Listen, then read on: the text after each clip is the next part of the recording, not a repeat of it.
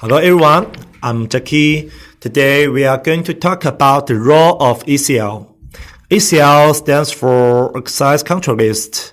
If network can communicate with each other, we can use ACL to limit access.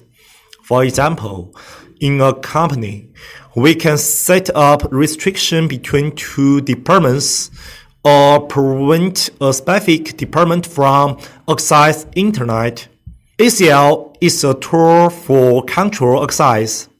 So, what parameters can ACL manage?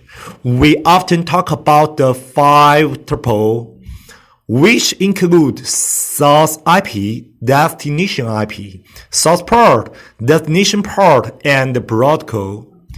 The parameters we use the most are source IP, destination IP, and destination port. Therefore, ACL can be installed as a tool for control access. Of course, ACL has many other functions.